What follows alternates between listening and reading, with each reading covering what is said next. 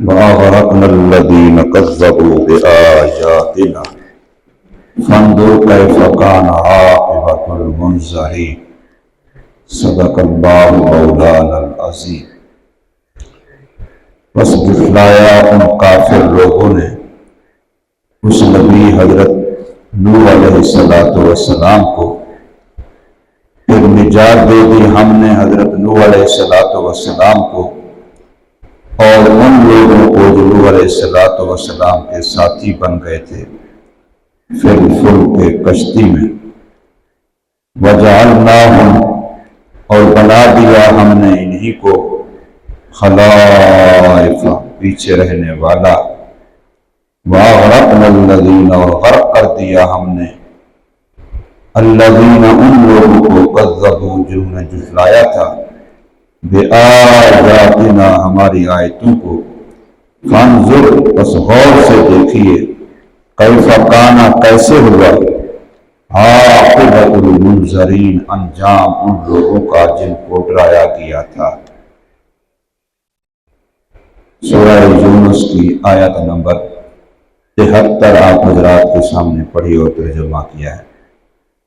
اس میں اللہ تبارک و تعالیٰ نے بظاہر تو حضرت نوح علیہ السلام کا قصہ تذکرہ ارشاد فرمایا ہے، لیکن حقیقتاً تمام انبیاء حقہ کے بارے میں یہی قانون قاعدہ ہے کہ جو ان کے مکذبین، جھٹلانے والے، نہ ماننے والے، انکار کرنے والے ہیں، ان کا انجام دنیا آخرت میں ناکامی ہے، اور جو ماننے والے ہیں وہ کامیاب اور کامران ہیں۔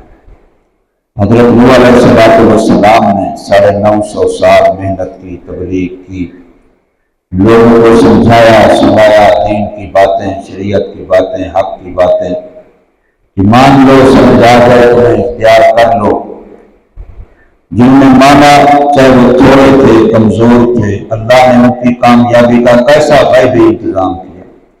یہ کشتی ایسا مقام جہاں پانی کا نام و نشان نہیں، پھر اس کشتی کو بنانے والا ایک وقت کا نبی، پیغمبر، اللہ پاک نے اس کشتی کو تیرنے کے لیے کیسے پانی کا انتظام کیا، اور باقی قوم باوجود طاقت کے، حکومت کے، فوج کے، اسباب کے، مال کے، دولت کے، دھن کے، کثرت تعداد کے، لیکن وہ سارے تباہ و برباد ہوئے، ناکام و نامراد ہوئے، کوئی ایک بھی ان میں سے اپنے آپ کو بچا نہ سکا۔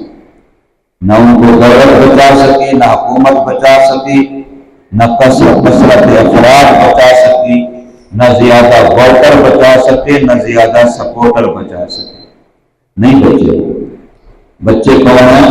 جنہوں نے نبی کی تکذیب نہیں کی۔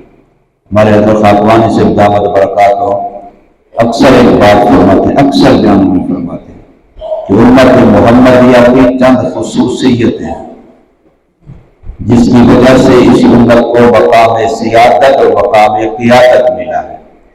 نمبر 1، اس وقت دنیا میں توحید خالص صرف اور صرف مسلمان کے پاس ہے، بس کسی کے پاس بھی توحید خالص نہیں ہے۔ اس وقت توحید خالص صرف اور صرف امت مسلمہ کا پاس ہے، اور جو توحید پر قائم نہیں رہتا وہ بے شک قرآن پاک کے قابل میں کھڑا ہوا، میں مسلمان ہوں، میں محمدی ہوں، خدا رسول اس کو محمدی نہیں مانتے، مشرک ہو گیا۔ جو توحید خالص پر نہیں ہے تو مشرک ہو گیا، جو مشرک ہو گیا تو امت مسلمہ کا فرد نہ رہا۔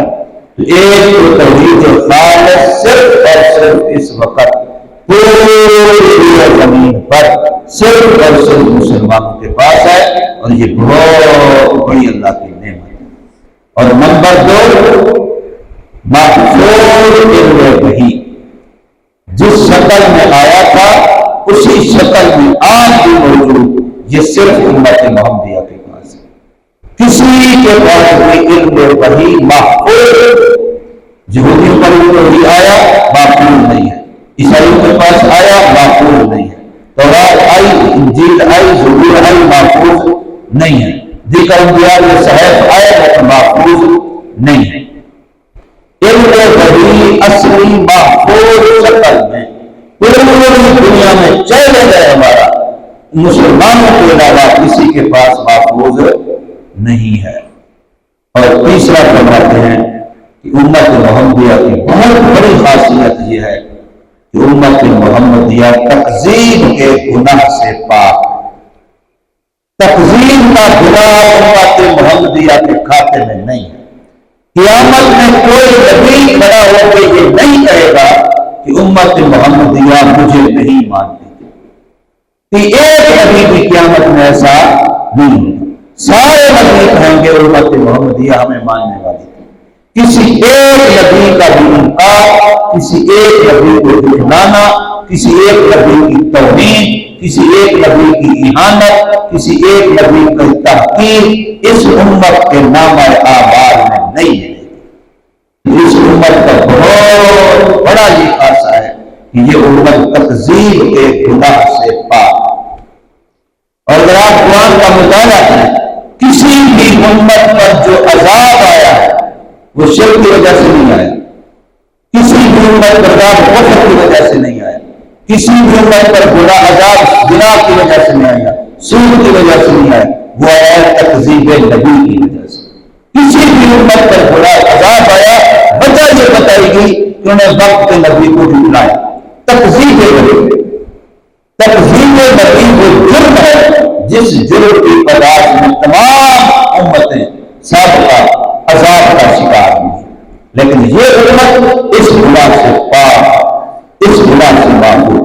کوئی ایک صحابی قیامت کے دن ایسا کھڑا نہیں ہوگا جو کہے کہ امت محمدیہ مجھے نہیں مانتی تھی۔